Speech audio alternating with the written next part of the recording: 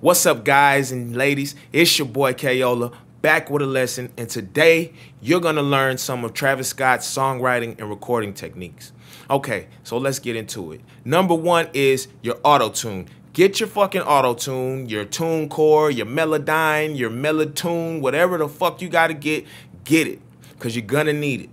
Number two is you have to find the key to your beat. Finding the key to your beat is essential. Now, a great, easy way to find the key is go to your local community college, enroll in classes, and fuck all that shit. Get the Key Finder app. Google Key Finder, download the app, and it's an easy drag and drop. This is not an advertisement, by the way. Drag and drop the beat, and it's gonna tell you the key of your beat, and boom, you input it into your auto-tune, and there you go. Matching the key of your beat to the key of your auto-tune is fucking important because it's gonna make your auto-tune sound good. If part of the reason why some of you guys auto-tune sound bad is because you're not matching the key up to the beat and you're just picking a random what's the name. Anyway, number two is we're gonna talk about the low and high theory. Travis Scott uses this, not in every song, but in a lot of his hit songs. And what I mean by the low and high theory is he'll start off low, or he'll start off chill, or start off slow. And then when the beat drops, he turns it the fuck up. And two perfect examples of this is Antidote and Goosebumps. So let's get into it. Goosebumps. I get those goosebumps every time you come around. You ease my mind, you make everything feel fine. Worry about those condoms, it's way too numb, yeah. And way too, yeah. I get those goosebumps every time you come around, yeah. I get those goosebumps every time you're not around when you throw that to the side. I get those goosebumps every. You see? Now let's get into Antidote before we break this down. So don't you open up that window. Don't you let out the antidote. In the hills is all we know. Mountains is all we know. Don't you open up that window. Don't you let out that antidote. Okay, so let's break this down. The high and low theory. Basically, when I listen to a lot of Travis Scott songs, it feels like I'm going on a fucking roller coaster. It has ups, has downs, and those ups and downs are predicated by his tone. Sometimes he'll go chill, and then he'll turn it up after he goes chill. And that creates excitement for the listener. That creates a hook, because when you're going through that emotion and you're and then he turns it up, you can't wait for him to get through with the verse to come back to that fucking hook. And that's just another way to hook your listener. These examples and these ideas that I'm giving you guys, they're tools. They're things that you can add to your songwriting toolbox, where if you get stuck or you don't know where to go, or you're looking for a hook, or you're looking for a melody or something, you can go in your toolbox and you can just pull out one of your tools and you can use it. And that way, by the end of all of these lessons, you'll have so many tools where you'll just be a fucking songwriting maestro.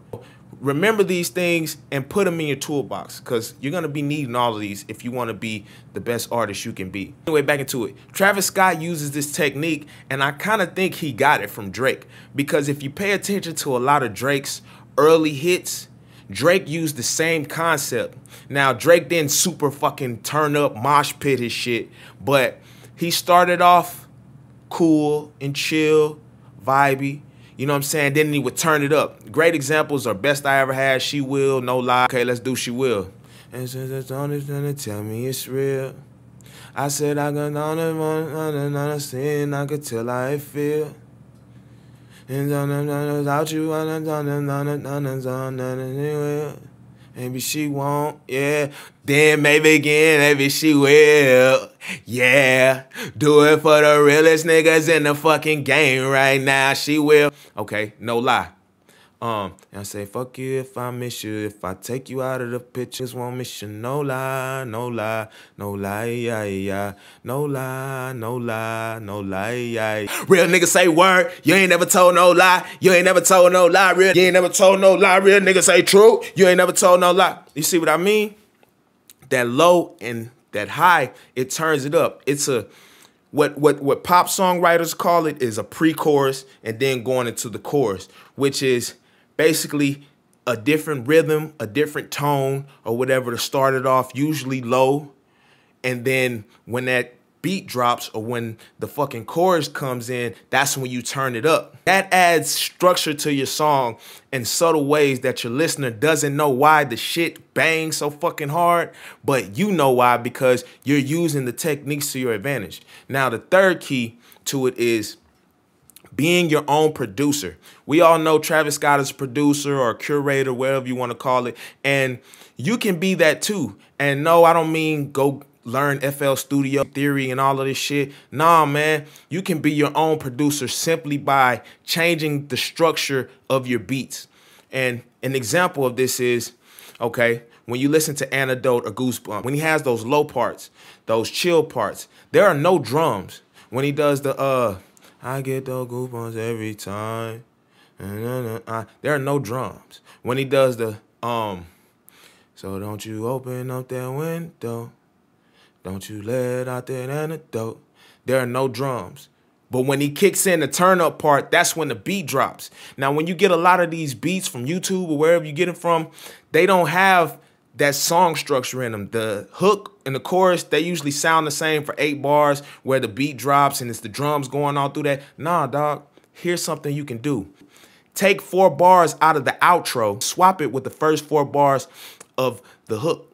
And that'll create structure, variation, and that'll give you the ability to have the high and low theory. Usually the outro of the beat, it doesn't have the drums in it. It just has the instrumentation.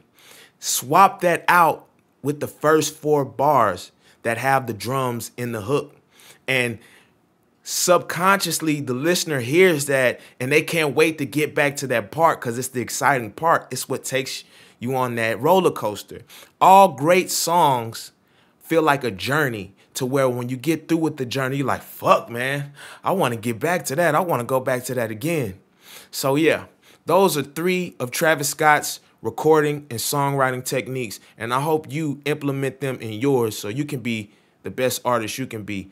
Don't forget to like and subscribe, hit that notification bell. And guys, let me know what you want me to talk about next, man. I'm dying to know, man. Just let me fucking know and I'll break it down, man. Because the key about all this stuff is I'm not trying to tell you to copy your artist or steal from your artist. Well, I'm telling you to steal from your artist, but I'm not telling you to bite off your artist. I'm telling you to take bits and pieces of your favorite artist and put them into your repertoire, put them into your toolbox to create something new in order to help you. That's all these guys are doing. They're taking what they like from their favorite influences and they're using it to their advantage. So remember that. And please, please stay real.